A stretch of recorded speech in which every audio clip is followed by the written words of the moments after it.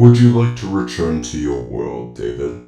I mean, look, I like talking to you about different games and Warhammer, but I do have things back in floor to do, like, running a company. So, yeah, I'd like to go back home, man.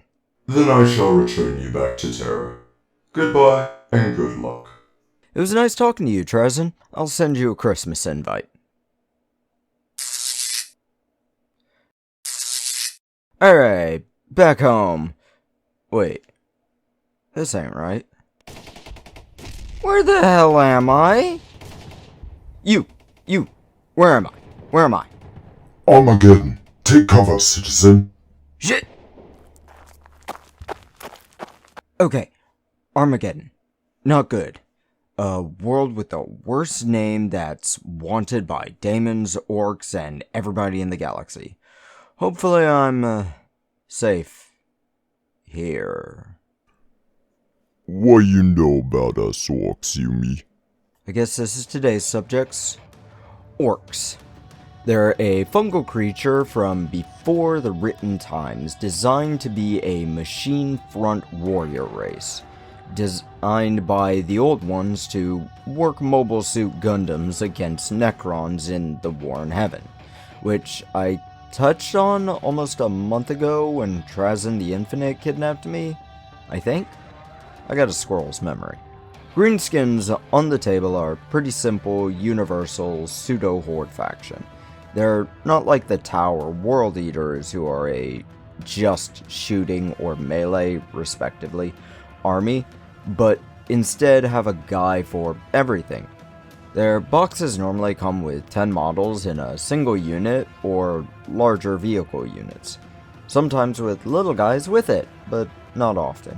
Their most standard units are the Boys, with a Z, primarily focused on shooters, their word for guns, with some options for choppers too.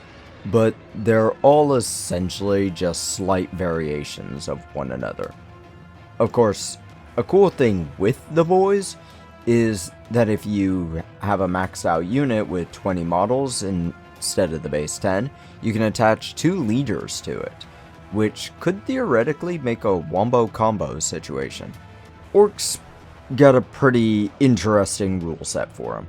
Their army rule being to simply, well, WAAAGH. WAAAGH! Shut up! You can call this at the beginning of a single round and the start of the round. During the round, you can choose one of 3 options. Orks can advance and declare a charge, which is okay, but they can't shoot. Add 1 to the strength and attack characteristics of melee weapons of orc models, or just give your orc models a 5+ invulnerability save. The fact that the wording implies that you can only choose 1 of these for a single round makes me wonder if the phone app is badly worded, like with the Dreadnought damage reduction. I'll have to look it up at some point to figure it out. Maybe it's supposed to be like the Gladius detachment, where you can choose 1 every round to the max of each only being used once during the battle. I'll look into this when the codex is closer to release. Detachment is called the WAAAGH Tribe. Capital letters for the first part. It gives all melee weapons of orc models the Sustained Hits 1 ability. Essentially, if you roll a 6 on an attack roll, you get to add another die to the wounds and damage. If the weapon already has sustained hits, you add an extra die on top of it.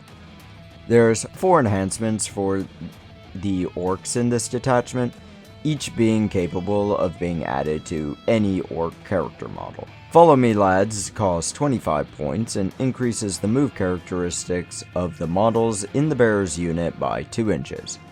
Good for moving and fighting, really. Fitting for orcs given how loyal they are to the braver, stronger, and bigger orcs. Bigger is better. Headwappa's Kill Choppa is 20 points and one hell of a name to say. This gives the bearers melee weapons that do not have the extra attacks ability, the Devastating Wounds ability. Devastating Wounds lets critical wounds rolls auto-wound with no saves allowed. Cunning but brutal is a phrase all orcs know and understand. Costs 15 points and allows the bearer's attached unit to be eligible to shoot and charge in a turn they fell back in.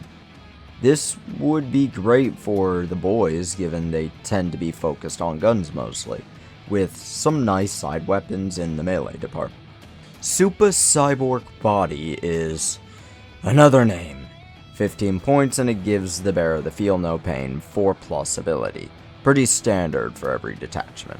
Now, with these enhancements, I can see this army being designed for a divide and conquer sort of idea, surrounding enemies with sheer numbers and just brute forcing them.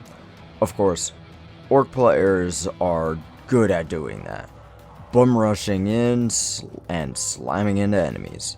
Stratagems fall into this idea too. Careen.